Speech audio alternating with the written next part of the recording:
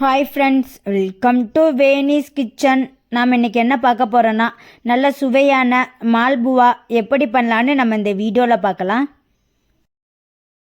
அதுக்கு ஒரு பாத்திரத்தை எடுத்துகிட்டு 1 கப் அளவுக்கு நான் மைதா மாவு சேர்த்துக்கிறேன்.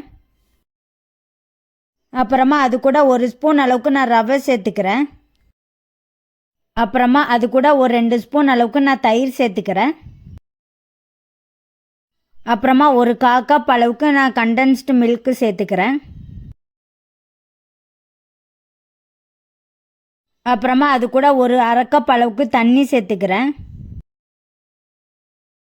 அப்புறமா டேஸ்ட்டுக்காக 1 பிஞ்ச் அளவுக்கு சால்ட்டு சேர்த்துக்கிறேன். கட்டி எதுவும் இல்லாத அளவுக்கு நல்லா மிக்ஸ் பண்ணிக்கோங்க.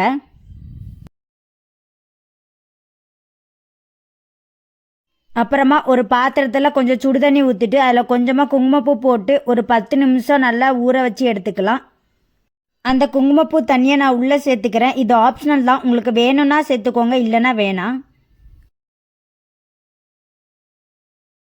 அப்புறமா கொஞ்சம் கொஞ்சமாக தண்ணி சேர்த்து இட்லி மாவு பதத்துக்கு கொஞ்சம் திக்காக மிக்ஸ் பண்ணிக்கோங்க. கட்டி எதுவும் விழாத அளவுக்கு நல்லா மிக்ஸ் பண்ணிக்கோங்க. நல்லா மிக்ஸ் பண்ணதுக்கப்புறமா ஒரு சின்ன ஸ்பூனுக்கு 1/4 ஸ்பூன் அளவுக்கு நான் சோடாப்பு சேர்த்துக்கிறேன். அப்புறமா 1 ஸ்பூன் அளவுக்கு ஆயில் சேர்த்து நல்லா மிக்ஸ் பண்ணிக்கலாம்.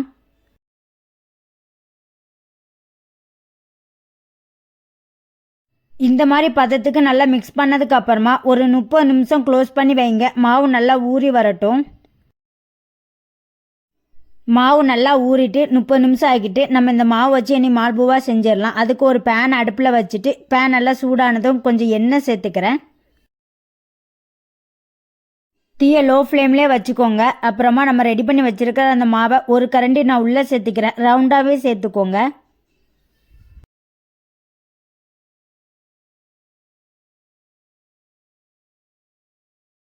அப்புறமா மாவை அந்த பக்கமும் இந்த பக்கமும் திருப்பி போட்டு நல்லா பொன்னிறமாக பொரித்து எடுத்துக்கோங்க.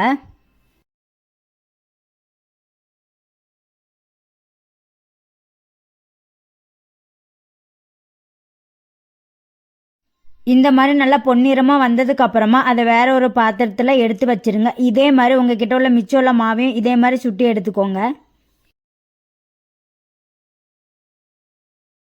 இந்த மாதிரி எல்லாத்தையும் சுட்டி எடுத்துக்கோங்க. பாருங்கள் எவ்வளோ அழகாக சாஃப்டாக வந்திருக்கு. அப்புறமா நம்ம பாகு காய்ச்சிடலாம். அதுக்கு தேவையான ஒரு பாத்திரத்தை அடுப்பில் வச்சுட்டு 1 கப் அளவுக்கு நான் சீனி சேர்த்துக்கிறேன். அப்புறமா அது கூட 1 கப் அளவுக்கு தண்ணி சேர்த்து நல்லா மிக்ஸ் பண்ணிக்கிறேன். சீனியெல்லாம் கரைஞ்சி ஒரு கம்பி பதம் வர வரைக்கும் தண்ணி நல்லா கொதிக்கட்டும். இந்த மாதிரி ஒரு கம்பி பதம் வந்ததும் அடுப்பை ஆஃப் பண்ணிடலாம். அப்புறமா நம்ம ரெடி பண்ணி வச்சிருக்கிறது இந்த பாகுக்குள்ளே உள்ளே சேர்த்து அந்த பக்கம் இந்த பக்கம் திருப்பி போட்டு வெளியே எடுத்துடலாம்.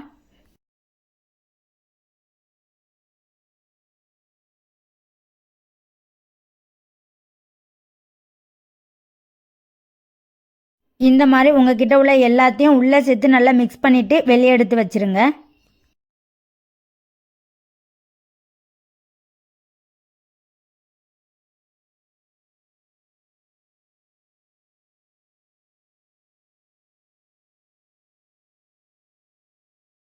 அது மேலே கொஞ்சம் அழகுக்காக நான் பிஸ்தா கொஞ்சம் தூவிக்கிறேன்.